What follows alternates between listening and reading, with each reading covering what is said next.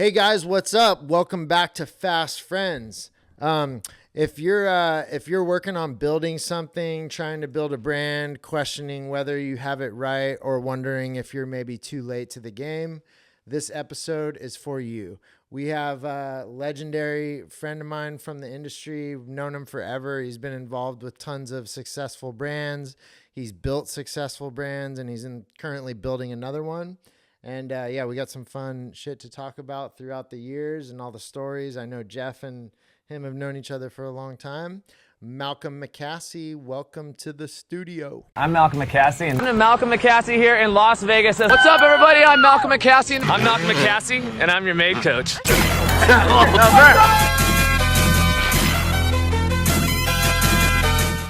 Thanks, boys. I honestly can't believe I'm here with two of my favorite dudes that I've had plenty of good memories with. Yeah, OG friends of the industry and of just life as well. I believe we're on episode 17. Episode 17 with Malcolm baby. McCassy, and I just wanted to quickly say, if you enjoy our content, if you want to help support, keep this thing going, please like, subscribe, and comment. It means the world to us, and it really helps out a lot in the grand scheme of things. But with that said, let's get into episode 17, Malcolm McCassy. Hell yeah. Welcome, Malcolm. We've actually never asked you guys to like or subscribe any of our stuff. So good job, Jeff. Thanks, We're trying to become better and better as we go. But yeah, Malcolm, welcome, dude. And tell us, where are you from? Well, boys, you brought me right back to home. So did San Diego Supercross. But I grew up in Encinitas, so Liebenhain. So SoCal kid, and yeah, it was pretty amazing growing up around here. My dad kind of grew up in this area, legendary. My dad, it's kind of crazy. I've never really got to talk about my dad enough, just for how much stuff he's done. But he was rocking and rolling. It would have made you guys proud in Southern California. And I'll just give the quick little kind of rundown, and we can go back and you guys can fire off. But my dad was a pro surfer. No way. Yeah, I know, it's crazy. So the inside break at Swami's is called Malcolm's Reef. Okay. So my dad would catch like 30 waves when all the guys waited for the outside sets. Yeah. Crazy photos, longboards, super sick style. And growing up in SoCal, I mean he was at all the spots. Sadly, my dad just passed a year ago. But he lived a great life, and I have great brothers and sisters in this and that. But it's kind of crazy what he did in this area. He owned 2 restaurants. One was in Carlsbad, Captain's Anchorage. Okay. And that was really huge. So, I mean, even Moto, the crossover. My dad was like the original crossover dude. I'm Malcolm the 5th. He's Malcolm the 4th. Yeah. And I think Malcolm 1 maybe had an afro with a pick. I'm not really sure. I've never seen pictures. But yeah, my dad had an album, self-titled album. Kind of sounded like the Bee Gees, the Doors, like old school, super crazy vibe. He had a cool look to him. He did have a cool look. I remember that guy. Yeah. I've got to see him, meet him a few times, but yeah. He ran what I think of as Star West, right? For a long time. I mean, if you think about action sports, I don't know if you guys ever think about this, of course, your dad, I don't know, your, parents, but it's like we have such a crazy connection to the DNA and the genetics of our family. And sometimes we go through life, no, I'm my own person, I'm my own self. Yeah. But if you really look back from like anything, it's like I trip out pretty heavy because my dad was obviously a serial entrepreneur. I mean, he used to work at the beginning days with, partners with Donnie Emler, FMF. Okay. Which is kind of crazy. And back in the day, Donnie, it's from the stories my dad said was, having a little bit of fun, a little bit of partying, giving away some pipes, which I would do too. Those things are best pipes in the game, right? But and so they kind of put the company kind of away. Donnie cleaned up, came to my dad. My dad gave him the trademark from the stories I heard. And the rest is history. Obviously, one of the most legendary brands in motorsports.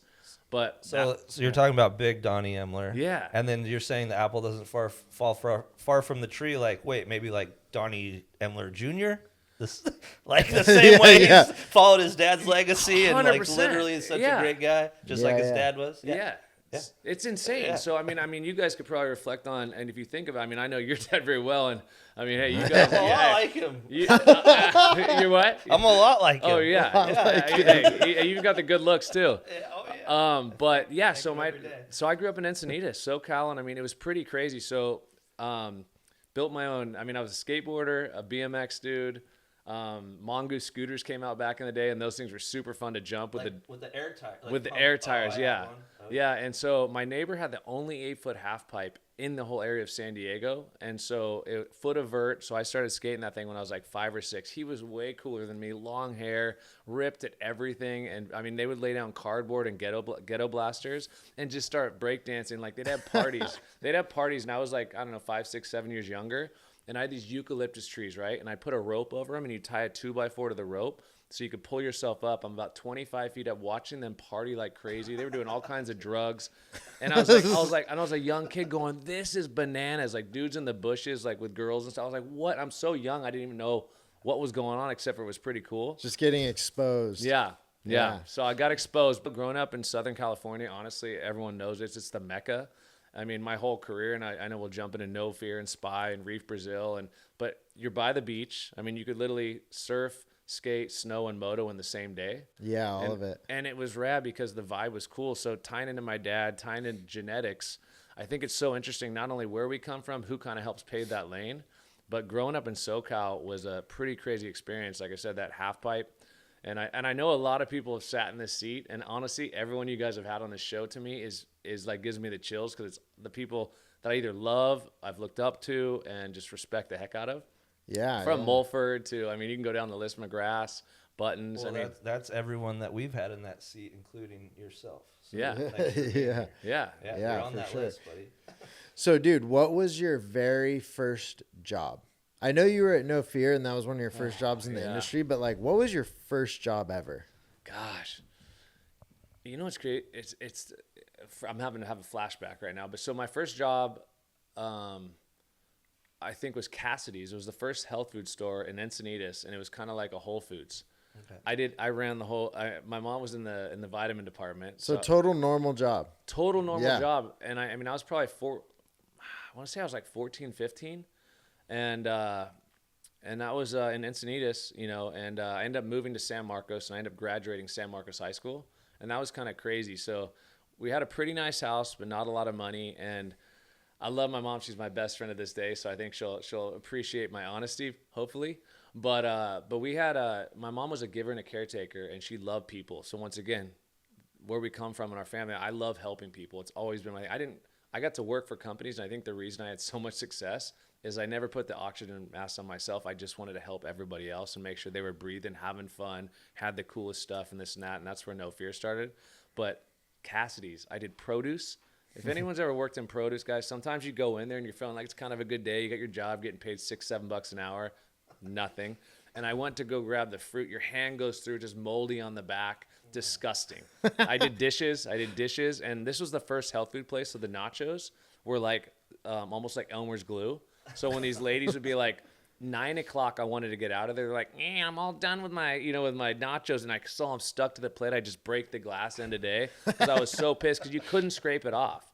So, yeah, that was my first job. And I think one of the other ones was when I moved to San Marcos, I worked in the gnarliest underground auto repair place. Oh, like okay. If I had to clean it, so, the sawdust, the oil. Like a chop shop? So you didn't just get like the royalty status of stepping into No Fear, because like everyone knows you as like, oh, he had this rad little position at No Fear and Spy and all these things. It's like you were freaking breaking nacho dishes and cleaning shit at the freaking auto shop. Yeah. At No Fear, you started in the warehouse, right? Oh, yeah, you did. But that was a big catalyst, boom. Well, it was an interesting time, and I think this applies to a lot of youth today, and you kind of opened up about jobs, careers, and learning and stuff. It's like the craziest thing that I could say of a bit of advice that really helped me looking back, not knowing then, was like I never gave up, right? A lot of people go into a job, and you talk, the dishes thing, I wasn't there like for 3 months and gave up. I was there for like 8 months or a year. I kind of always did my best at whatever job I had, and they were not great jobs. They didn't pay well. And most people would look at like the bottom class of society and this guy's going nowhere. And a lot of my teachers in school, guys, I wasn't like the grade kid. I would stay up till 2 a.m. and then I'd wake up at 5 a.m. to watch He-Man, G.I. Joe, Transformers. And then I'd ride a bike 2 to 3 miles to school. And then normally someone would steal my bike and I have to walk home, But the hard work, you talk about the warehouse. If you want to jump in the No Fear side, I was in that warehouse literally making, it was like $8 an hour. So this was your first job in the industry? In the industry. Like I'm at No Fear right now. I'm in the warehouse. I'm doing stuff. And from that point, it's like you hadn't built a badass successful brand like you've done now and been a part of like huge stuff and friends with all these big athletes, but you were in the warehouse putting your time in, and it really helped you propel to like some great heights. So like, what was that all about? What was that transition like? What were you exposed to there? Yeah, You like know? was it going through your mind where you wanted to be while you're packing orders in the warehouse, or did you just pack orders in the warehouse and then, like, you know what I mean, where you're like, I'm gonna be something someday? Like, I mean, I definitely wasn't going into Fridays and going, let's go to the party and tell them what I'm doing. Yeah. You know, like, hey, dude, I was packing a box. I actually packed, like, I was shipping faster than anybody. I don't think I had any idea of a career, a pathway, or that actually I was even someone that was capable or that would be selected to actually have an opportunity like that. And it's not because I doubted myself or anything, but like, you didn't really have windows. It's like, go to school, do this and that, or else you're nothing. Or if you weren't the superstar athlete or the crossover or something. And so, I mean, if I was really being honest, I had no idea. And if the word loser was to pop off, I probably fit it. I probably felt like I fit it. So, I mean, when you say like when I'm packing, the only thing I did is I never gave up. I always smiled. I was nice to everybody, and I didn't even think I had a gift to gab or something that people would be like, man, this guy's kind of cool to have around. I was just the most humble kid, right? So in the warehouse, I moved around from. I mean, remember there's like 600 people at No Fear. They were doing $200 million a year in T-shirts and hats. I mean, this was like a Nike mecca. I mean, it was so big, Nike offered twice to buy No Fear for $500 million. And the owner said no, twice. And then, of course, we all know the story later that led to bankruptcy. Yeah. And Mark and Brian Semo would tell you now, they'd be like, we would have given him the company and just said, pay us a royalty. Yeah. Yeah. And we'd at be that point. loaded. So then, okay. So then you had the No Fear thing you started working with, then you were like the team manager and you were working with the athletes and doing the gear and going to the races and doing stuff like that. Right. So your position there changed, right? You were the mini warriors thing and all that. Yeah. That was all No Fear stuff, right? Okay, so my 20s is what I say things went bananas, right? So warehouse was like just out of high school, so I'm probably 18, you know, whatever area. And I'm in the warehouse and I'm literally for probably 2 years. I mean, I lose track of time, but I was there for a hot minute. Okay. And the coolest thing is sometimes if you're lucky, you got to walk around the superstars when they came in. Oh. Jeremy McGrath, Sean Palmer, Glenn Blake, I mean, Mark McGuire. I mean, some of the gnarliest people, Randy Johnson, old school legend pitcher. I mean, the guy that scared everybody. I got to walk him around, and I'm like this little chip tooth mullet dude. Like, you know, I wasn't born with freaking the Bell's looks and stuff like that. So it was rough, dude. It was rough. But it's crazy that was 2 years. And my dad at one point started a mobile auto detailing company. And I think the relevance of this is like people, I think, need to find lanes and like really commit to it. But my dad said, at one point he said, you need to get out of there. You're in the warehouse. It's going kind of nowhere. And he said, you could make $35 an hour at my mobile detailing thing. And I'm like, and dude, that's like triple, quadruple the $7 I was making to literally do manual labor, like heavy. Well, I guess washing cars would be crazy, but for $35 versus $7. Yeah. Right. And I said, no. The craziest thing is most kids would be like, dad's offering me this opportunity. I could run the business. I said, no. To your kind of where I was segueing to, was like suddenly McGrath, something happened and someone said, hey, we need a team manager. We need something like in that kind of position. They had Spy that was launching, and somehow Jeff Sirwall and whatever gave me an opportunity, sink or swim. And it led from that to becoming the director of marketing for No Fear. I mean, doing lots of cool things. And Travis Pastrana was 11. Skip Norfolk was, the legendary mechanic to Jeremy McGrath. Yeah. And he became a marketing, branding guy, product guy at No Fear, and helped launch the No Fear gear line with Jerome Maj and Jeff Sirwall, right? Yep. So these are my mentors. You talk about Life's a Beach, Bad Boy Club, all these things. This whole group of Beaver, Theodosakis, and Pam's brother was Jeff Sirwall. It was a pretty inspiring entrepreneurial circle.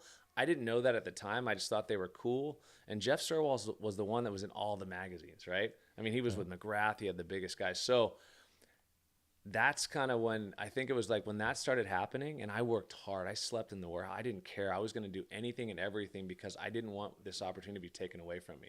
Yeah. So it led to being the marketing guy, which led to a full circle of things, all because of No Fear and Spy. And I'm traveling with the best, athletes in the world. It was the time of the X Games, the crossover. And literally just think about what I'm saying, though. In life, people give up too quickly. it's like you're always just one little over the hill, one little kind of foot, one step, one attempt away from truly Yep. accomplishing something that God intended for you to have. I mean, there's a plan. I truly believe in my heart. You guys know like my love for my faith, the Bible. I mean, I'm so inspired by the walk of Jesus, this, and just the sacrifice of everything so we could have the life and really open up this life and see it. I mean, it really gives me the chills, but I could have given up a million times. And you Yeah. guys know, I mean, seeing you guys have this podcast. I mean, when you guys first launched this thing, I was like, my guys, let's go. I was so pumped.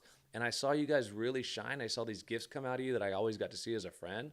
But I just think the encouragement of that, the no fear thing, the experiences and all these things are kind of crazy, right? When you say like, because you kind of open up about business and life. Yeah. Yeah. Yeah. You know, what's crazy too is, just speaking of spies, like when I was growing up, just total grom, like I had a spy poster above my bed in my rooms, like an MC doing a knack or something. It was like kind of a bluish one. Yeah. And it was, I don't know if you remember that spy one, but it was early day spy. I always thought spy was so badass. And then when I was a grom growing up, I had no connection with anyone at spy or anything like that. You know what I'm saying? But then 10 years later or whatever it was, I'm like, I get brought on as like team manager of spy, and like I'm like, oh, now I'm like here. So you and I have like crossed paths with a lot of similar like opportunities and stuff, and is I've like knew you were before you knew who I was, obviously, but watching the mini warriors and all those cool videos, and then yeah, it was pretty surreal to be able to work in the industry with you and do the same type of thing, and all that kind of good stuff, you know. If I had to if like to give some advice to like our listeners or people watching, I'm sure there's a lot of people out there, and like me and you were one of those people, right? Of like when you're a kid and you're looking at it and you're like, oh, I could work in the industry, or like, how would I fit in, or how could I add value and be a part of the industry to help build something? Like, what would you say is the most important thing on that journey? I know you already touched on like your walk and like how you're doing it and staying committed, but it's like, what's the most important thing in your opinion to connect with the right people and I mean, if I was to speak personally, and like every experience I've had and the perspective I've gained is like self doubt. I think too often we doubt ourselves and we don't allow ourselves to kind of walk into like anything. And I think we have expectations. We all want the checkered flag right away. But the process is so amazing. I mean, all those falls, all those failures, all those things. So no matter what job you're in, no matter what field you're in, you're actually learning things that you don't even realize to sharpen your toolbox, to get yourself, sharpen everything, to get really ready for the big world, right? And so you have to go through these experiences. You can't just tell someone what it's like to break a leg. You can't just show someone certain things. You have to actually go through the grit. You have to go through the grind. And it's normally the in-betweens when everyone gives up. I could have given up on Ethica a million times. I could have given up on Ethica. I could have given up on No Fear in the Warehouse. I made no money. for sure. On birthdays, all my amazing Latino friends, which was a lot of them, on birthdays they would wrap me in saran wrap and dump salsa all over my face, burn my eyes. I'm just like sitting there, like, I mean, but like, and I like, it wasn't fun, right? But like, I guess my biggest advice is like, take a deep breath and like look where you're at. And also, people overestimate what they can do in a year and underestimate what they can do in 10. So I mean, if you're 20, if you're 15, if you're 30, if you're 40, if you're 60, I mean, the Colonel Sanders I think started KFC at 72. Yeah, I see that stuff. A Yeah. lot of guys don't like start and flourish until Yeah. later in life. Well, you definitely did it younger, dude. You started crushing it. I remember when Ethica came on board and you guys were packing them in those sleek little packages, like you still do, like with the mended stuff, right? Yeah. But yeah, there was something about that, dude, and like seeing the right guys rocking the stuff. You didn't really have any competitors, so it was working out awesome. But you also were like the right guy, dude. Like at the Dew Tours, like you had all the guys, and then at the Supercrosses and the moto stuff, you had all the guys, and you really like blew that thing up in such a cool way. And the mended thing seems like it's definitely happening like that now, for sure. Yeah, I mean, I think With mended, you're making gear, underwear, apparel. You're doing stuff with Road to Recovery. It's awesome. yeah, I mean, I think the under apparel category, of course, I mean, I had a huge passion, and like what it was I skipped one part of No Fear where Nikki Tyson and Ross Naglia were in charge of all the cutting. So this guy had this silver fox. I mean, he had the Porsche. He had the house on the beach over in Del Mar. Who's this? And this is when I went from the warehouse before I went into marketing. Actually, I learned all about production, design, cutting. So I went to all the international, domestic fabric and trade shows. And that's when I really learned about marketing, threads, everything, how important it is piecing like clothing together and working with them. I mean, this guy was like a legend. I mean, in industry, and he did all the fixed waist pants and cut and sew tops for No Fear. Okay. So they taught me everything. And that's when my pay went from like something to 15. I was like, yes, I'm really making it, dude. I know everyone's like $15 an hour. But I mean, I probably was actually 12, honestly. Like, let me not round. But I think to your point of building and all these different things, it's like that's how I learned the passion for clothing. And he said the guy that made the paper clip is laughing all the way to the bank. He made one thing and made it the best. So really what that made me look at before it was a thing, before there was Nixon and before there was all these niche lanes, I said, let me make an accessory into a category. What do I love? I'm traveling with all these athletes now. I'm seeing Jeremy McGrath and all these, and it was like dopest gear, dopest boots, this and that. DC and Etnies wasn't even in yet. I mean, I was doing Reef Brazil as a contractor, like coming out with marketing, and I had Ricky Carmichael, Carey Hart, Steve Lamson. I mean, the list goes on of every superstar in Reef, and there was no DC and no Etnies yet. Reef had some really good marketing that I can remember from back in the day. I enjoyed a nice Reef ad. Yeah. So make one thing, make it the best. And I looked at the underwear category, and I kept seeing these guys going down. The briefs were just smoked. I'm like, what? I mean, it wasn't Mark Wahlberg and a Calvin Klein ad. It was like these dudes and I was like, that's it. And it seems so weird, right? It's the pun of all jokes. And so I'm like, I'm going to make an underwear company. I went through 35 names. I even had Mini Warriors videos.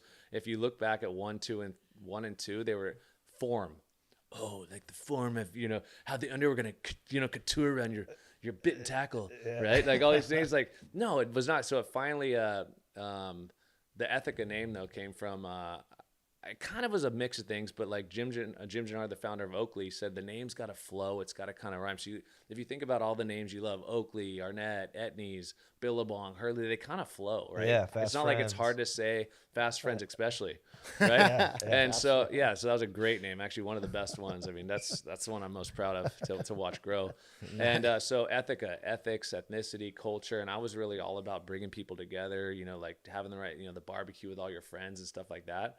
And so I think naming a company is important and coming in, but the category, there was 15,000 plus retail doors that I identified that never had successfully sold underwear. And ones like Tilly's and certain ones that sold a 3-pack of Vans or a 3-pack of Volcom for like $20. And they're like, when I started pitching that whole thing about underwear, it was the craziest thing in the world. And people were like, why not Speedos? Why not this and that? I literally walked into Zoomies and I had these glow in the dark samples that I made, and I had a video and it had all my boys in it, dude. All the homies were in it, right? And I look and I'm thinking they're all gonna be like, oh my gosh, this is genius. They're like, they started asking. I dropped my drawers, a little cold in there. Sorry, it was a little chilly. I think they had the AC going, so I dropped and I had these fluorescent like safety yellow ones on, and I did like the Jim Carrey thing on the legs,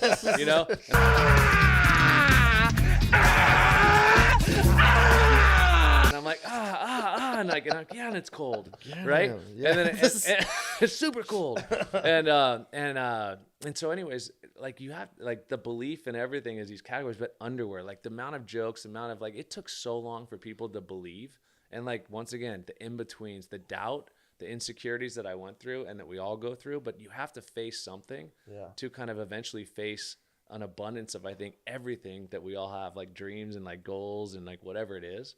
So the full circle, I know you're mentioning like a mix of things, but gosh, you're talking about like people and careers and life. And it's like, you have to start.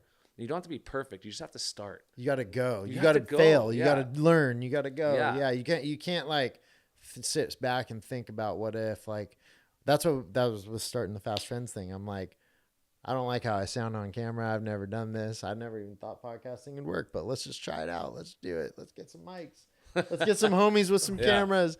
And then it's pretty cool. Dude, a funny story real quick. Did you remember back in the day? I mean, I don't know if you didn't run underwear, but I didn't wear underwear for the longest time.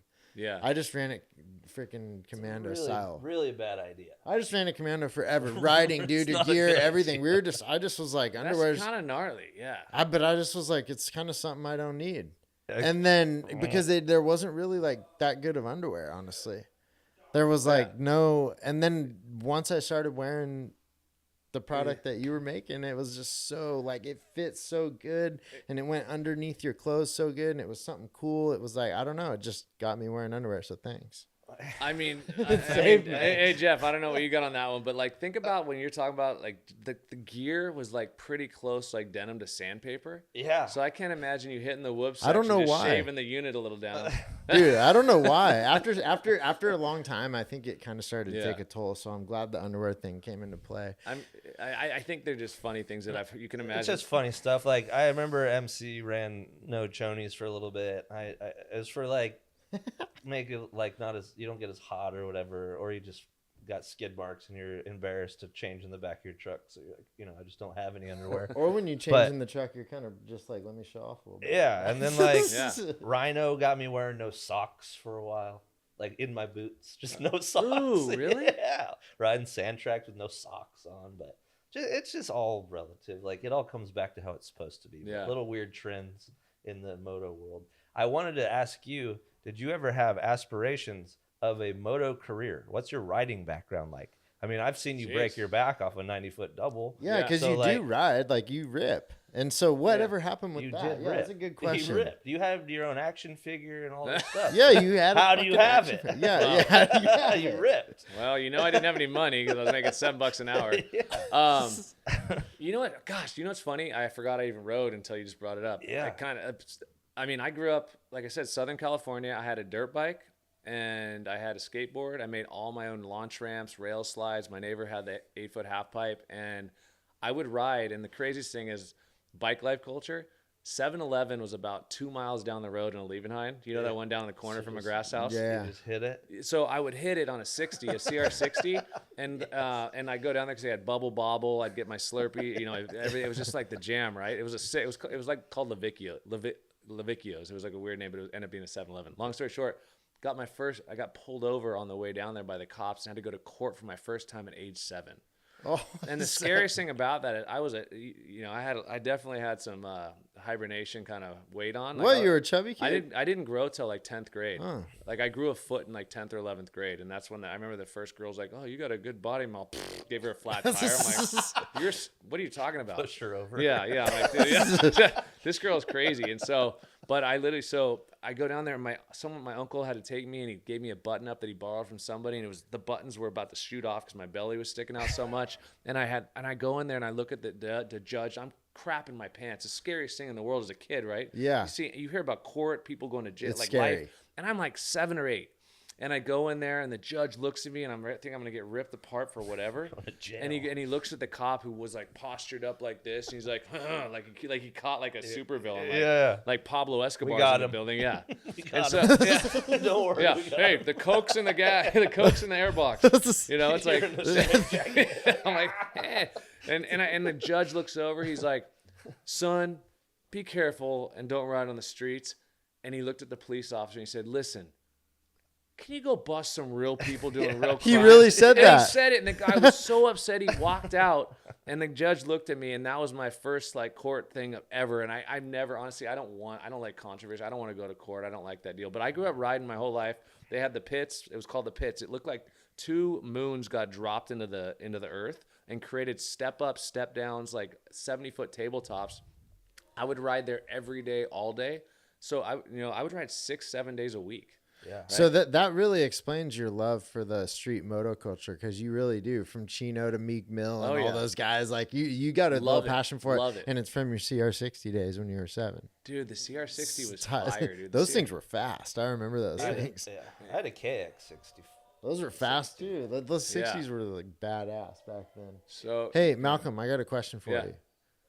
I wonder if anyone else realizes this, but me and Jeff were talking about it. How have you looked the same since I've ever known you? Yeah, since I guess about around 8 years old. It's not Still- online. You can't find it. Do you Yeah, have that what's the wiped deal? off the internet, your age? Well, I mean, I can't find it. this is the first podcast to say it, but I'll tell you one thing. When you do Mini Wars 1, 2, 3, 4, Yeah. and then you do Revelation 199, and you do the beginning, and you do Gramageddon. The beginning was awesome. Thank you. That Yeah. was Yeah. fire. And when you do all the stuff, and if you really go back, it would be impossible for me to be any age but the area of age I am, right? Yeah. But everyone thought I was 16, 17, 18, I think, when I did Mini Wars. We're out here in Vegas filming the Jack Pacific toy commercial. My boy's got a bunch of action figures coming out. But I was more like 21, 22, 23. Okay. So that's where, like, sometimes it's a little bit more, but I mean, hey, I ain't trying to flip scripts, but I mean, you were like 22 and now you're like, 43 or something, right? 43, yeah. So it's just interesting. But the raddest thing that you guys talked about coming in is all this stuff to me. Only thing that matters and what it means is that we're here right now and we've been through a lot of stuff and friendship and life and the importance of life and all these jobs, all these careers. I mean, I want to give people as many gems on this thing as we can because I want to see people win so badly. But I love seeing both of you guys do good. I love seeing, when health and family and things happen in life. Dude, you guys literally, it inspires me seeing you guys because when you want to just see your friends do good, and I've been through a lot of rough times, a lot of heavy. I mean, I literally, guys, there was times where I talk about my faith and stuff. I was crying, like no money, no credit card, and I had an opportunity to go travel to all these races, but I had to get there. And my card maxed out at $300 for the month, right? Yeah. So I was hitchhiking. I mean, I was staying on the floor with Casey Johnson, I remember like sleeping on the floor and Ricky Carmichael jumping over my head, like split the Kawasaki days. I mean, how did that even happen? But Yeah. But the age thing is kind of interesting. And yeah, to your point, maybe we should erase it because I want to lie and pretend like I'm not older now. But the coolest thing is when I look at McGrath and I look at you guys and I look at all my fast friends and crazy friends, it's the coolest thing is, do we have all these lines, all these scars, all these beards, all these whatever it is, dude? It's the raddest Everyone's journey. still growing up. Yeah, we're still still trying to growing figure up, it out. dude. dude. Yeah. Having fun, yeah. Yeah, learning So- all the time. So we need to have a big party, like a Fast Friends party, and just get everyone together and I'm down. all the right people. Make everyone cold plunge. I mean, Make everyone cold plunge. Hey, how was the cold plunge? this is only because of Fast Frends. 32 degrees, right, or close? 33, yeah.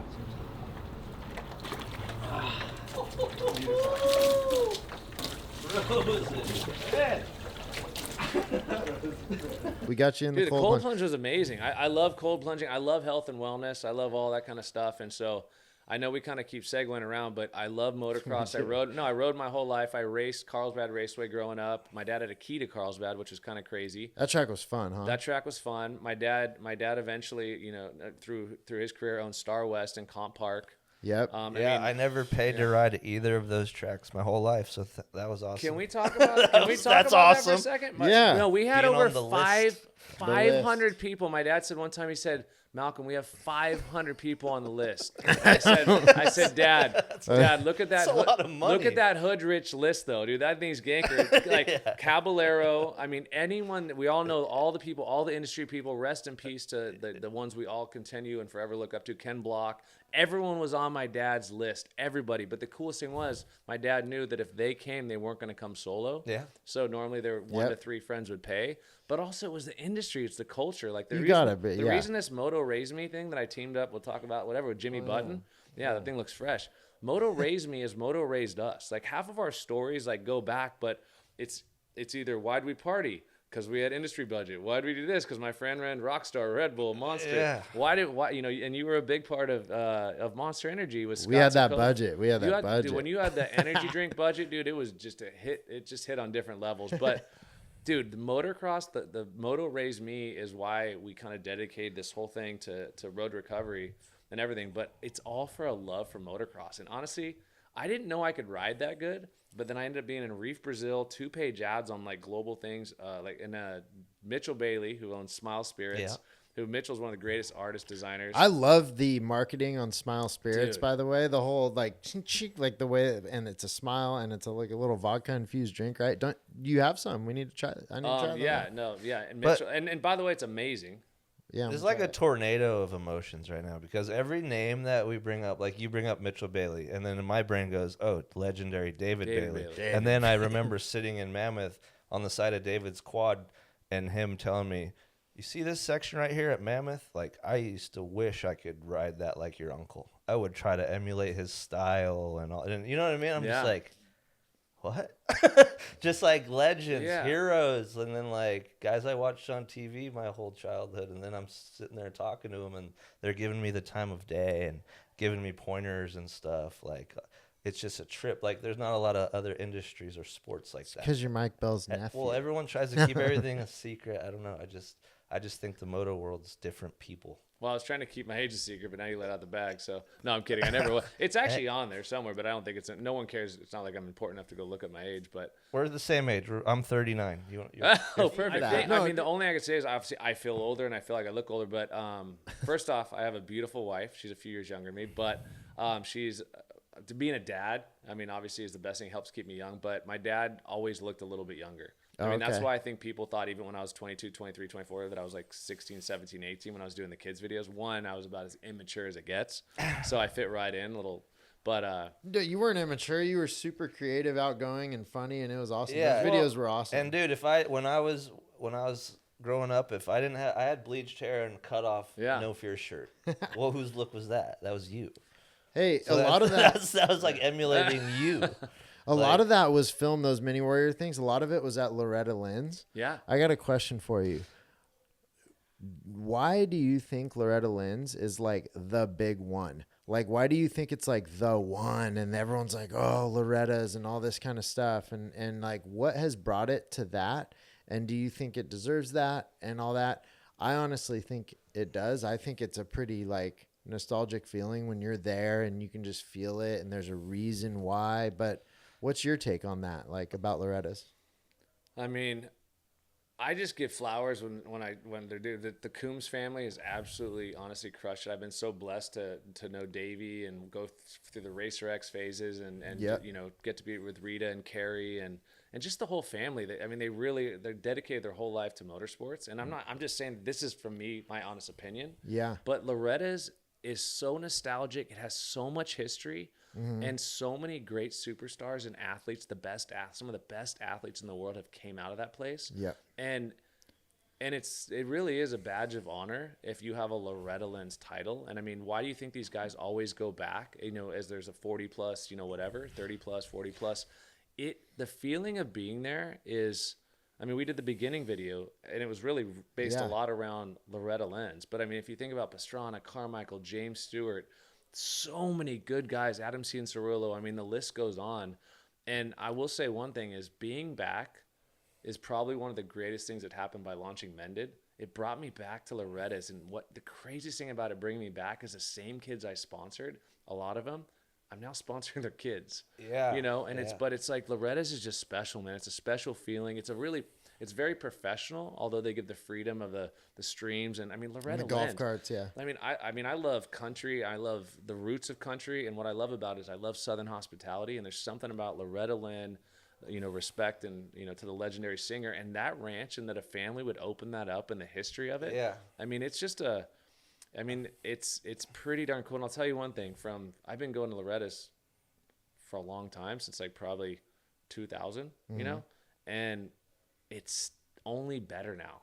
They found ways to kind of really fine tune the little details and the kids seem to have fun. And I mean, the competition, it really is good. It's really cool. Yeah. So, I mean, it's just, and I love them all, by the way. I'm kind of a lover, not a fighter, but I also, if you might ask me a question, I might not say something nice because I'll be honest, but you know, Win Kern does a great job with, you know, the Mini O's in Florida. Mini O's are awesome too. Love that one. Yeah. You know, Harold Martin with Playground. I mean, he's done a great job. I mean, he's got a lot of the spring ding and all these events. There's a lot of cool people, and the greatest thing is to see the future of the sport in really good hands. Yeah. Well, yeah. I mean, you sponsored the first girl to win the boys class. Boom, Loretta's baby racing. Dude, that was badass. I mean, racing. That's history. Racing Kyler, correct? Gosh, racing one time. She's badass. Dude, so racing like did something that will never be done again. She said she made history, dude, and beat all the dudes at the premier level at Loretta's. It's insane with swagger and style. Made history, to your point, what I think about Loretta is at the most prestigious race in the world for amateurs, and she beat the boys, and she put in the work, and she rode like nothing I've ever seen. And so to be part of that, and to be at Loretta's, and to be like, watch this full circle of my life, bringing me back into a sport that I love, leading back to everything I learned from No Fear, from Spy, from Alpine Stars, from the hardships, from building brands and having to leave brands and start over, has all led to this point of me becoming Mended. Mended, M-E-N-D-I-D, me in the end, I did. It is all about love, brotherhood. Quality of fabrics, quality of culture, quality of people, quality of joy in your life. So many values, so many things inside of me. I can't stop. And that's the craziest thing. Like when I see either of you guys, anyone, it's just, I want to see people become Mended. And everyone's like, well, what does that mean? Well, dude, you got to have some sort of, everyone's crafted and God built everyone's so unique, right? But a lot of times we go through life floundering. We could end up at the same bar from like age 21 to 40, right? And be like, oops, you know. Yeah, whoops. Yeah, whoops. Too many, one too many beers. But to be full circle and to be on the men, but also on the men with rad families like Racing and her family, and watching this stuff. I mean, Ryden, her little brother, dude, I'm sorry, next jet Lawrence. Like right now. Really? He's dude, badass. like gnarly. Yeah. How old is he? He's what's he? Five So or they're 6. Small, yeah. Small, yeah. She's 12 and just turned 12. So I think the raddest thing about everything we've talked about is like, from growing up surfing. I mean, I surfed every single day. We were talking about that off camera, but dude, I surfed every day. I know you love surfing. You were surfing earlier. Surfing is the best freedom in the world. And the one thing that I think was always cool is I didn't just become part of a sport. I surfed, I skated, I snowboarded, I rode dirt bikes, and I think I rode them pretty well. I never thought I'd have toys, action figures. I never thought I'd be hosting. I was a chubby little kid that, dude, I was shy and like, didn't want to jump on things. We sold hundreds of thousands of DVDs. I mean, I co-produced, executive produced Pastrana's Revelation 189. This is a guy that was in a warehouse that had no hope. If I'm not giving you insight of hope and just going after your dreams and put in the work for a few years and see what'll happen. But Racing forever in history has stamped something that, to me, so proud of her, so proud of her family, to be part of that on the men and see her going after her dreams. Is so the cool. chills. And you're like supporting, like, did you think after all this time in this industry, you're going to still be experiencing brand new things that never have happened?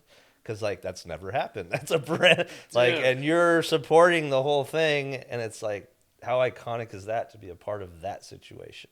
Do you guys, I mean, everyone knows the goosebump feeling, right? Oh, yeah. Dude, goosebumps, the chills. Like right now I have the chills. I'm in San Diego. I live in Austin, Texas now for 3 years. Yeah. I flew in for San Diego Supercross. We've been trying to line this up with the boys for a hot minute, right? Mm-hmm. So this is super cool, but I keep getting the chills, and everyone's like, well, why do you do what you do? I'm not just here to make a set of gear. I'm here actually to change the game on how I pioneer, innovate the brief category again. Yeah. And also, I do like gear. I was part of the launch of No Fear with Jeff Sirwall, Jerome Maj, Skip Norfolk, and all these legends, right? And that was a crazy learning experience. That became a battle, like, one of the rivals to Fox, one of the most legendary companies in the game. So watching Racing win, seeing Jeremy McGrath in the gear, are you kidding me? Like, Jeremy did something. I don't remember exactly what it was. He said something to Jeff Sirwall, and he was the reason, I tell him this all the time, that I actually got a break, I think, to have a chance to become the team manager. Because when I walked Jeremy around, maybe I cracked a joke. I don't know what I did. But, dude, if you don't put yourself out there, you're never going to know what the potential could have been for your life, what the opportunity could have opened up if you just sit back and you be a critic, you point around. I was telling Jeff earlier, if you think you could be the problem, you probably are. Dude, I reflect every day. How do I walk into the room with my kid? How do I walk in the room with my wife? How am I walking in the room with you guys? Yeah. Kyle, he's like, hey, Malcolm, you think you want to do a cold plunge or this? And I'm all, bro, we're boys. Let's go. Like, but you know what I mean? Like, I mean, what do you want to do? Let's have some fun. Like, I don't want to put restrictions on life. I think people fall into too many systems and they look at too many spreadsheets and they spread the sheet out of any possibility of great stuff, right? I mean, and I don't get me wrong, business and life, I mean, I like that stuff, but dude, you gotta breathe. And I mean, all the slogans with Mended. Oh, the slogans are insane. The whole remember to breathe. Oh, reminder to breathe. Like right now we're sitting here like, when you wake up in the morning, what's my first prayer?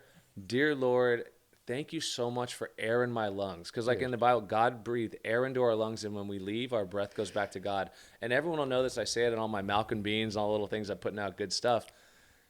We're not promised tomorrow, and also to each their own. Like if some of my friends love Universe, I mean Jehovah, I love everybody, right? Who am I to judge?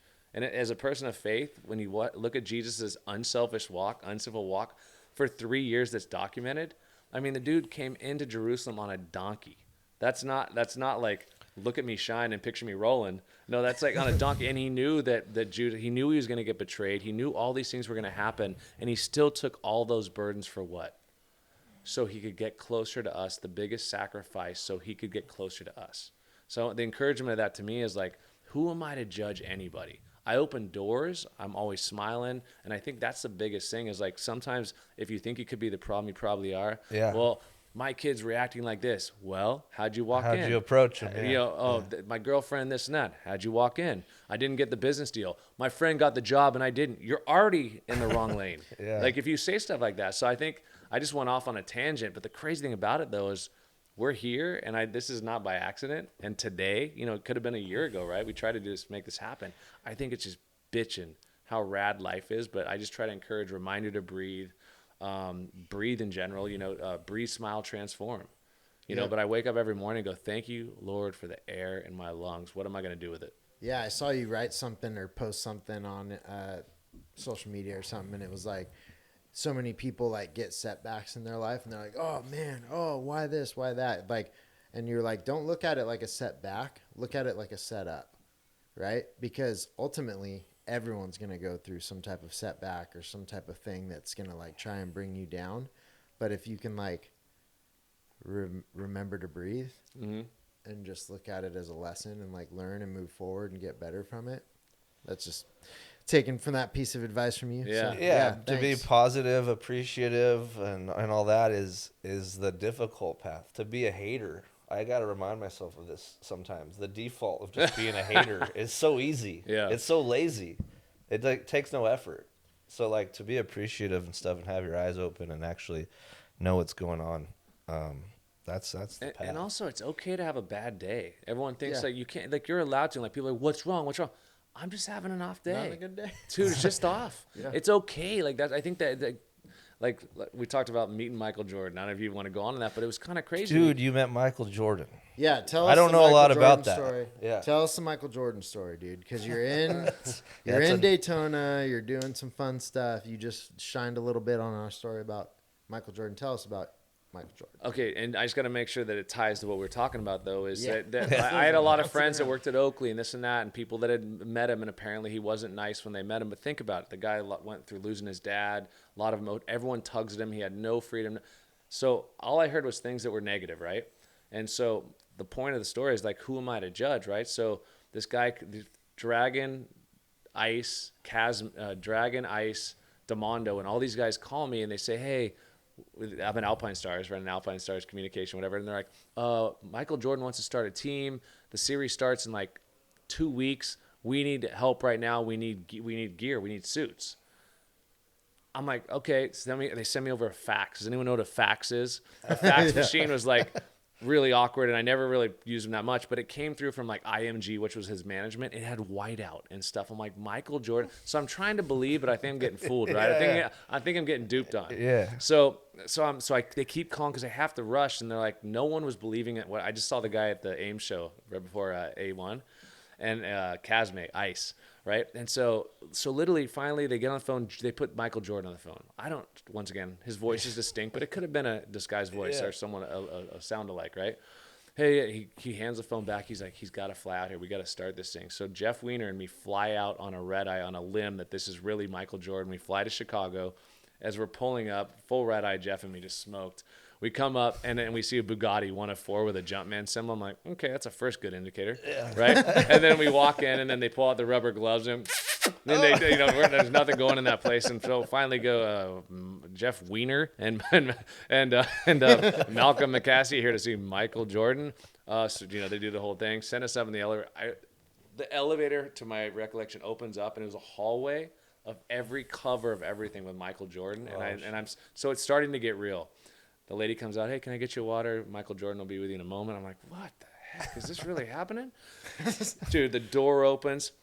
At the end of this big table is Michael Jordan, the man, and I'm sitting there. I got Lonnie. We love Lonnie, right? Lonnie did my hair, dyed black, pink streaks all over it, right? Glowing pink. Not in the right position to meet a guy of that stature. And I walk in, and it's, dude, I look to the 4 or 5 dudes, Ice, Dragon, Demondo, and I'm like, these are real dudes? Yeah, right. They're video game characters. Yeah, I thought they were all video game characters. Like, they had these nicknames, this and that. So, dude, we end up drinking, like, we end up, like, going through everything. He wouldn't let me measure him. Jordan's pretty funny. I'm like, hey, Jordan, Jeff's got the measuring tape because we're going to make suits now. It's real. It's happening. And so he's like, I'm like, hey, we got to measure you so we can get your suit. He's like, nah. Give me a few weeks. He's like, I got a dickadoo. Belly stick out far in my dickadoo. And You're like 12 inches. Yeah. So he said he was a little off weight. So, his weight was a little off, out of season. So sure enough, funny joke. So all of a sudden he pulls out Grey Goose and the rocks. I'm like, MJ, not even gonna offer me one. He's like, oh, you look like you're too lightweight, dude. And I'm like, so no food. We've been in that meeting for 4 or 5 hours with Ice, Demondo, all these guys, right? And so I start sipping. I got so ripped. He's like, let's go to this dinner place. We'll keep going. We got to eat.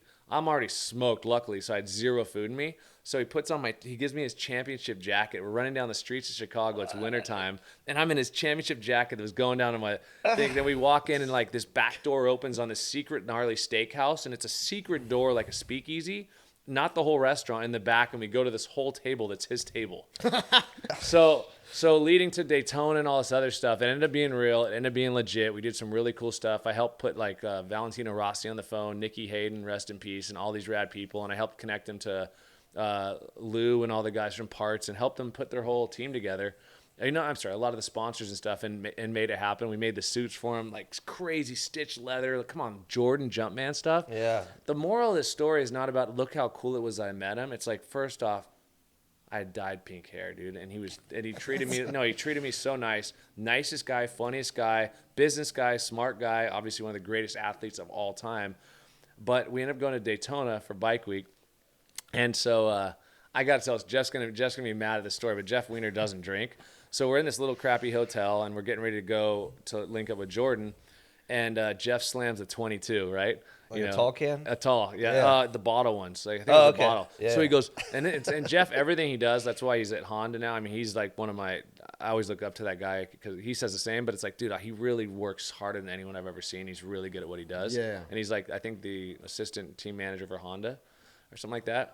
But anyway, so he chugs his 22 on this little balcony and like so quickly, and he projectile vomits off the side of the balcony. And then he puts the bottle down. He looks at me, and I'm like, what's this guy doing? I was like, Frank the Tank. He goes, dude. He goes around. He had 2 of them. Chugs the next one. He's like, let's go. And I'm like, oh, my gosh. He's all, my name's Jeff. Yeah. My name is Jeff. It's very nice. So we end up going to the hotel. It's Charles Oakley and all these guys, and we're drinking Grey Goose on the rocks on bike, millions of bikes. And a couple people said, is that Michael Jordan? But no one thought it would be Michael Jordan at 6'7" or whatever he is on the side of the road. And he's like, hey, you guys want to go to Razzles? And we're like, yeah. Okay. So we go, Jeff and me go, who are nobodies, right? And we go up to Razzle. We're at capacity. No one's getting them. I'm all, listen, dude. Michael Muffin Jordan's coming in, and he's about to walk. And they're like, and I'm like, dude, you better clear that. And sure enough, literally within like probably 3 minutes later, pulls up, and the guy's all, oh crap, Jeff Weiner literally blocked. I mean, dude, it's crowd packed in there. He's elbowing like a freaking mosh pit and clearing the space, literally in the most respected ways for Michael Jordan. We go in the back seat back there. Long story short is, dreams are never too big. Don't judge people that you don't know, and really get to know people. But man, like life and like opportunities like that, from the little kid that was in a warehouse making $7 an hour. Only difference I did that I would encourage everyone to do, just don't give up. Don't give up, baby. Just keep it going. Just keep pushing, dude. You're gonna have to. You got to roughen yourself up a little bit, right? It's like Jeff's beard. It's like in Havasu, right? We're on our way back after a long day in Scott Bell's pontoon boat, and you and I are on it. We've had a couple hundred beer bongs, and you go, hey, Bell, because I'm not even probably 21 yet. So I was drinking apple ciders, but I was still drunk somehow. And you're like, hey, let's Baywatch this thing. I'm like, what? And you just jump up and jump off the boat. So I jump up, I jump off the boat. Oh, we yeah. jump off the pontoon. My dad's wide open trying to get back to the naked turtle. And he's just like, mother effer. Oh, he was Turns pissed, around. yeah. We get back on. We lay back down in the front. He's like, you better not do that again. You're like, ready? One. Did we do it again? We did it, dude. Yeah. Boom, off again. And we never gave up on that because we did it about 4 times total. And the last time we did it, he didn't turn around for a while. And I just remember, and that's going, scary. This is the end, dude. That's a big weekend. So the boats are going by. We're like bubble. It's like 2 heads in the water. I'm like, this is so cool. Malcolm's so cool. That's what story. That's what Pastrana taught me. Like every time with Travis, it was at about 45, 50 miles an hour. Pastrana would be like, jump. And it's like you had to jump just right. I mean, you saw what happened with his dad. That was like 60, I think, or 70. Pelvis shattered and all that. Shattered everything. Yeah. Pretty gnarly, but Brutal. But Travis is the man, though. Yeah. Yeah. You got to meet him at a young age. Yeah, here with Travis. Earlier, Get away from me. earlier I was talking to Trav, and he wouldn't talk to me, and now I pretty much had to pressure him, pay him a lot of money, and so he's claiming he's my friend for a little while, right? I would keep talking, $100 a second, you're racking up pretty quick. Well, I already sold my house and everything else. I'm down to nothing, so basically I'm hoping I can actually get something out of this, buddy. I think you're I bad. like you, Malcolm, just not like that. What? No, I like girls. Did you, when you met him, did you ever think that he would have like done all the crazy cool shit did you see it in him as a young kid like that, or And like, were you guys just friends, or was it like business related, or was were it you a always mixture? blown away at all the stuff he's done? Because he's still doing it. Yeah, he's still blowing us Yeah. away. I mean, let's be real. My only business happened because of friendship. So, I think if anything, I never. Travis was so talented. I mean, we signed him. I mean, we signed him to No Fear and helped do the Suzuki deal and all that stuff with Jeff Searle on a mix. He was in a wheelchair, separated his pelvic bone from his spine at that Havasu crash, right? Signed one of the greatest deals of that time, and it was crazy that like just the belief that I had and we all had in this kid. So, I mean, I didn't know what it was, but his family, he was special. The family history is special. Yeah. Everything about them. And Travis was, I mean, he taught me so much. I mean, McGrath, Pastrana, I mean, I can pull things around. Those 2 guys probably were 2 of the biggest mentor roles from a mindset, from an approach on life to how to look at things, not give up, how much harder you can push yourself. Yeah. The mental game, the mindset, all that stuff. I mean, Travis and his dad, it was a crazy time, but I started traveling with Travis pretty much full time, and he wasn't drinking obviously at that time. I mean, obviously we all know he doesn't love a good beer, here and there, but it was crazy. Like, so his mom put a lot of pressure, for me, and I wouldn't drink. Like, I mean, obviously, I'd work out with him, and not as he was so. So they trusted you. They trusted me, so I always took that really seriously. So anything I ever look at with Travis, with any of my athletes, with actually Sheckler, anybody, it was never a contract. It was never a paycheck. It was never about fame. It was never about money. It was like, it was something that somehow I think it's just one of the things I was built with. I was just like, man, I'm here. It's crazy. Like I told you about when I was first time I stayed with McGrath, and I'm sitting there. He's like, you know how long it took me to get like $8 million in the bank? I'm like, what the $8 million? I got like 8 pesos in the bank right now, right? But I think it was just always like I just wanted to help them. I mean, like I was when I worked at No Fear, not really opposite, but when I was at No Fear, I was literally grabbing Wyndham's, Torritelli's, and McGrath's underwear. Probably why I launched the underwear company, and got the idea. But I would clean everything, and I would have it back folded nicely in all their shelves, sticker their helmets. I would do everything. That wasn't there wasn't like, here, if you don't do this job, you're done. All I had to do was bring them gear. Why am I grabbing underwear that just hit like 20 laps of a whoop section wide open and going back and cleaning them at my house, paying for all, and doing everything, getting it all lined up, heat transferring everything, staying up till 5 a.m. to go back. Dude, I literally I had no limits, and I also looked past anything a job told you had to do to make sure that they were good. And I think that's not that's like a friendship. I mean, there's no way, and that's my whole life. I mean, that's how I built everything. Yeah, so you're more friendship minded than business minded. Yeah. Like It's love, dude. Love, passion, love. yeah. Well, what I did realize though, if you can match it up with some good business, then you can have some fat checks, and then everyone's happy. Yeah. Yeah, it's a good like combo of everything. Yeah. Hey, we've been talking about a lot of fun stories. I want to do one fun thing with you. Okay.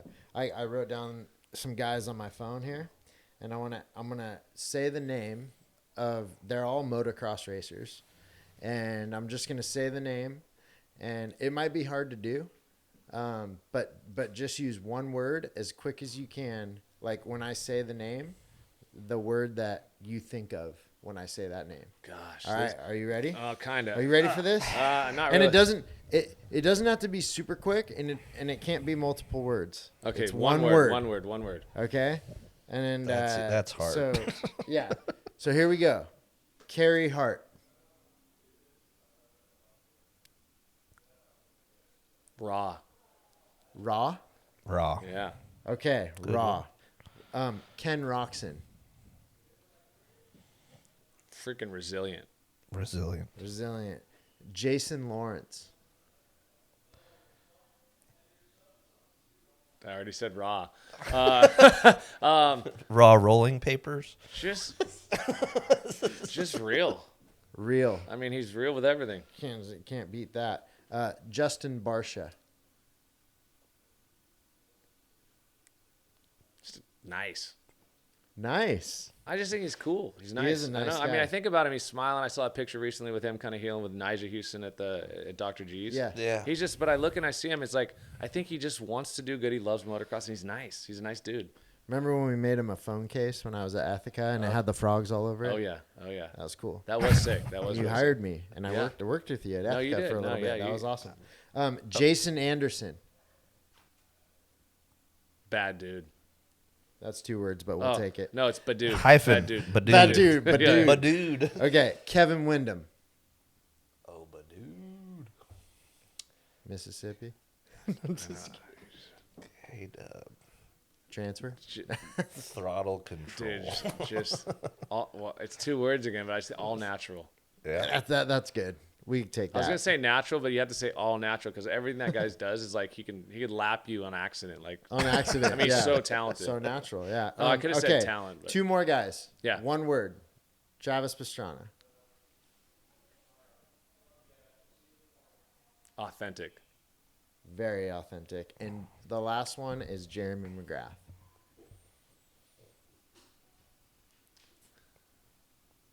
Realist. He is. He is so real. He's the realest dude. Like I mean, through everything he's done and through everything Yeah. that guy's gone through. I mean, like the friendship and everything. Yeah, he's just he's awesome. You know. What do you think it was like, the transition from like, because you were here when it was all magazine ads, videos, VHS tapes, things like that, and we transitioned to short clips, social media, the internet, like online sales, all these different things. Like, how was that going through all that, and what do you think about that? That's a good question because it used to be like you'd watch a 45-minute video. You'd sit there, but now it's 15-second clip. So I mean, our phones didn't even take Yeah. pictures. No. yeah. Like, you know. So Thank- things have changed a lot. Yeah. and Thank we've lived God through our it. phones didn't take pictures. I mean, honestly. when I really think about it, sometimes I kind of think everything's changed, but nothing's changed, right? Because what I mean by that is like when I was at No Fear, like I had no budget, no anything. They said it was sink or swim, right? So that's where the mini warriors and all that stuff like really helped because it actually put No Fear on the map with the next generation of kids, which they were kind of missing some of that energy. yeah. So think about like what that was now in shorts on social media, TikToks, whatever, whatever it is. It's like interesting because kids are now growing up thinking they just got introduced to the song we grew up with. Because there's a Cover Stars, another app for kids. It's a little more clean for like younger kids. But these kids are dancing, doing all this stuff. And my kid will come in singing like Who Let the Dogs Out or something random, right? And I'm like, and she'll be singing like, and she doesn't know because she only knows it for now. So it's not actually an old song. It's a great song. Yeah. So it's not like it's dated. Yeah. So I think the interesting thing is like I look at it, I'm like, how we're doing things is way different. It's way more rapid. It's way more everyone has. It used to be you had to have access to Mini Warriors, access to a TV show or something. Mm-hmm. You needed press. You needed magazines. Now you are the press. You are the media. You are the magazines.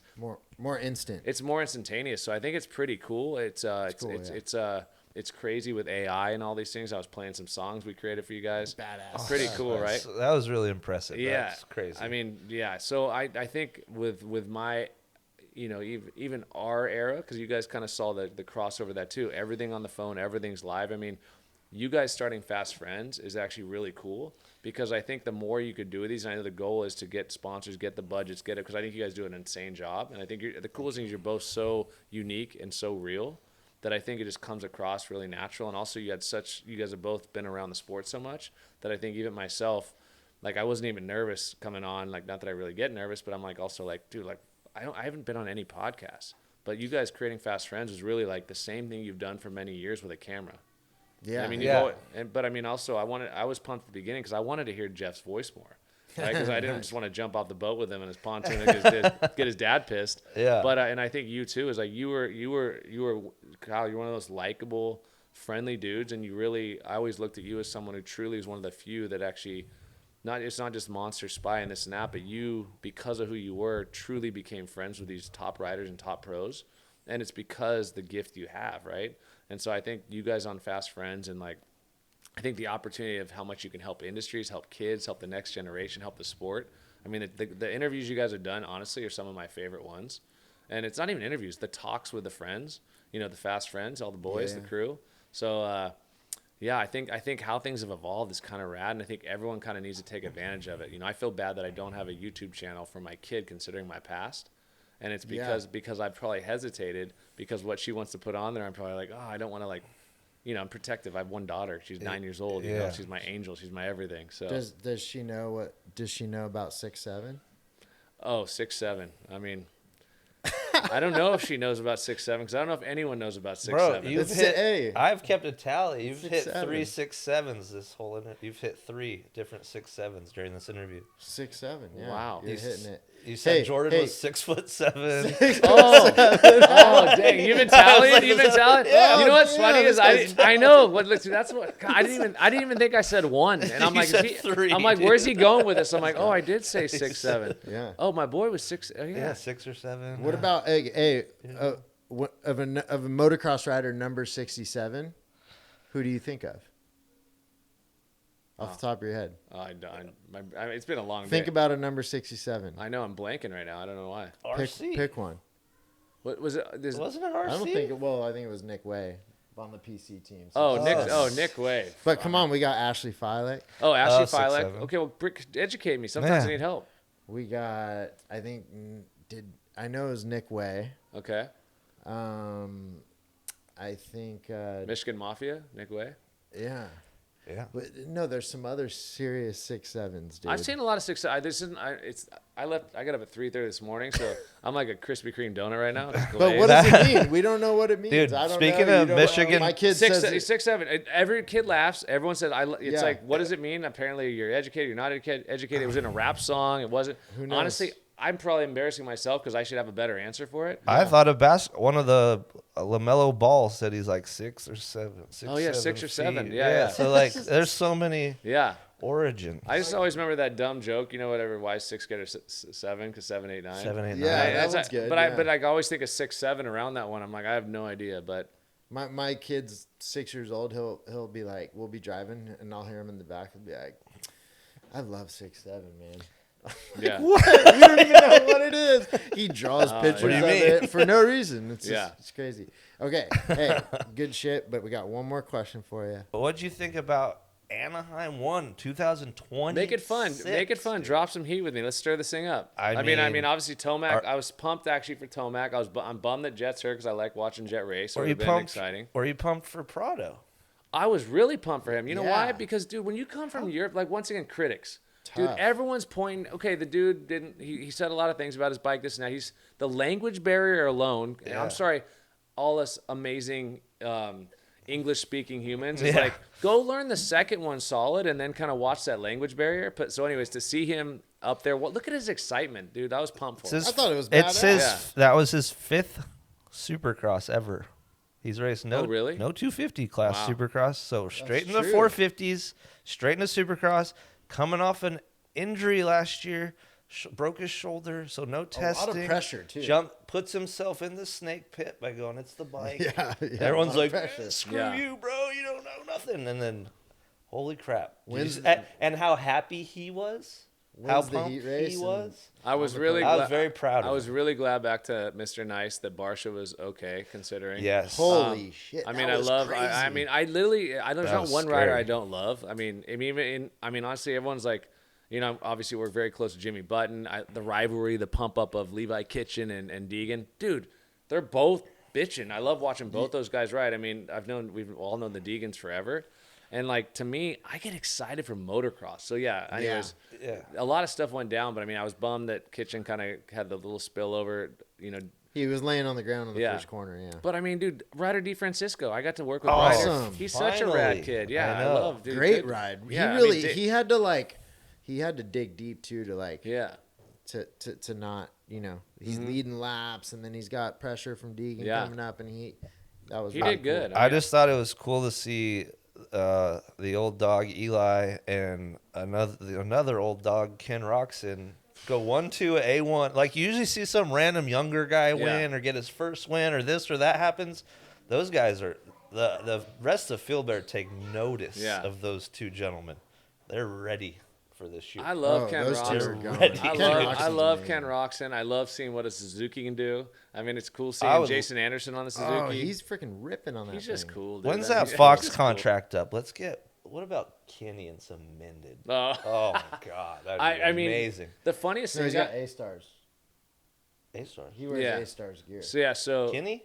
Oh, I thought you were Oh, talking no. about Jason. No, Anderson. Ken sorry, Roxon, sorry. dude. Oh, Roxon. And I mean, Mended, Because yeah. he's literally Yeah. ripped both of his arms off and had to have them. No, he's such a hero. I mean, what a stud. I mean, crazy. the craziest thing is, I've told you guys this, Mended was supposed to be an underpro company, not to compete with anything, meaning like I'm not here like, let me battle anybody. I just felt like I didn't get to finish what I started. But then when suddenly I said I wanted to make some gear, Alpine Stars, I support like crazy. I think it's one of the best brands, best products in the world, best boots, best For helmets, sure. best everything, and even gear. I even tell them that your gear is amazing. I asked them to make gear for me, and Gabriel is amazing. He always supports me 100%. He said, I can make you gear, but I can't make really more gear for your riders. And I have all these crossover guys that love riding that want something fresh. My point is the gear blew up because these amateur kids, because I had to keep up with every quarter there's a big national. Yeah. And so I started making stuff. The underwear went on the back burner. The gear became this big crazy thing. But to your point of signing of a Roxon, honestly, I'm just going to have fun with it. And I really just want to have fun. And I'm not going after people. I mean, I actually have a lot of Alpine Stars obviously sits always highest. I mean, I support them. They support all of our Mended riders with helmets and boots. And there's some other guys with some different ones. And so, but anyways, I think Supercross is rad. It was also, I'm just glad the guys didn't get hurt in that crash, but also the Jimmy Button thing. Yeah. We're talking about, I was like, when Jimmy Button got hurt, I was working for No Fear, and I said, can we create a collection for him to help out in Ernesto Fonseca back then, right? Yeah. And I wanted to help, and that was the worst feeling as a young kid that didn't have any pull or power, and that's why I started building brands, is because I wanted to create something to where I could put something in to help back these riders or something when stuff does happen. And so recently Jimmy hit me up at end of 24 and said, hey, we're resetting everything. We really want to reset everything with Road to Recovery. He kind of brought me up to speed, everything, showed me everything. I said, told me the passion, everything. Mike Young. I mean, there's a full Anita Button. His mom has been such a sweetheart. She really works her butt off. And there's a full team now. Even James Dobb, his daughter Gracie Dobb, is out here helping out with their little English accent. James Dobb's And awesome. James Dobb's awesome. So the coolest thing was, and Jimmy's like, can you help us make some stuff to come into A1 of 25? I said, of course, dude. Let's figure it out. So I came in with Mended and everything just to help raise money. That's my heart, was just to raise money. And I had the slogan, Moto Raise Me, that was for Mended. I said, Jimmy, let's just partner on this together, and all proceeds will go in perpetuity forever to Road to Recovery, and let's just make it a joint partnership. Yeah. Yeah. So we kind of came out of the gate pretty good. This year we met with Feld Entertainment. Feld is amazing. They were super supportive. Of course, they've always been of Jimmy and the team, but really stepped up. The Coombs family, Tim Cotter, everybody came together, and we're really, really working with them so close to make riding and all the insurance, everything safer for these riders. I know this is boring stuff, but in a sport we love, No, it's a big deal. when someone gets hurt, it's a dude, big and it's like deal. it's like as a friend, we all have a friend, brother, sister, someone that's got hurt. I was a huge Jimmy Button fan, and I was a kid, and I believe it was San Diego in practice, right? Yeah. And I just remember walking into that stadium, and the stadium was just silent, and everyone was just looking around at each other, and I was like, what happened? Yeah. And like that was a shock for me, like because I was It's crazy that he can have just like kind of a little crash because it wasn't really that big of a crash. And like that happens, and then you have like what just happened to Barsha, and like he's just all, hey, I walked out tonight. It's like, wow, dude, like life's fragile. It really is. It really is. And so, I mean, I honestly, my heart feels so great being, I mean, on the mend is like helping others. It's gratitude. I trademarked a grateful thread. And it's like, the grateful thread is awesome. Yeah. Everything we went through in life, right, makes us who we are, which opens us up and gives us the perspective, like Jeff Bell said earlier, to become a grateful thread to others. So for me to be part and help out in any way. So for me being on the mend is I want to help out and to work with a rad family like the Buttons and Jen and this whole team and Gracie and everybody. So the cool thing is all these shirts, we're making limited runs at every race. This one's for, upcoming race. Yeah. And then, but every round's a new design. We've got Josh Rogers, who's a rad designer. He was 10 years at Fox and Shift. So anyways, sorry on the big rant, but I'm just grateful. I'm grateful because I know you guys know we've all seen riders get hurt and stuff, but it's like, it's really cool. I'm out here, I'm going to be going to a lot of the rounds and, awesome. And just having fun. And I mean, I feel grateful for it too, because of all this stuff, I'm getting to sit with you guys and chop up a whole life of the love for motorsports and the friends that, the Fast Frends we met along the way. Yeah, I feel like we can sit here and honestly talk for hours, and I think we've been talking for a while, but yeah, let's wrap this thing up. Okay. Let's hey, the cold plunge was awesome with you. Now we're going to go down, we're going to grab some super good food, and thanks for coming over. Thanks for giving us your time. Yeah. Come here. We'll have fun tomorrow at the race. Yeah. Tomorrow morning, dude, we're loading up, heading to San Diego Supercross. So it's just a good time. Malcolm, thank you for being you, and thank you for doing everything that you do for a sport that we all love. You're like a positive light on the sport, and everyone you come in contact with, and like you're known by you're known by your first name. You're Malcolm. You're known by your first name. Who else are they talking about? Either you or Malcolm Smith. But it's usually you. Well, it's normally like, wait, how'd you get the Instagram handle Malcolm? And it's like, and it definitely is not because I'm even close to the vicinity of Malcolm Smith, Malcolm X, or any of the respect. But anyways, no. It probably comes down to honestly like what we've been talking about the whole time is just having good relationships, friends being first. a good person, doing the right thing, and just friends first. Things work out. Fast Friends. Yeah, you guys got a lot. You guys got a lot of love in the FFs. Yeah, dude. Hell yeah. Appreciate you guys. Let's go grab. Thanks for coming by. Stoked. Heck yeah. All right, guys. Make sure to like, subscribe, hit that bell. Later.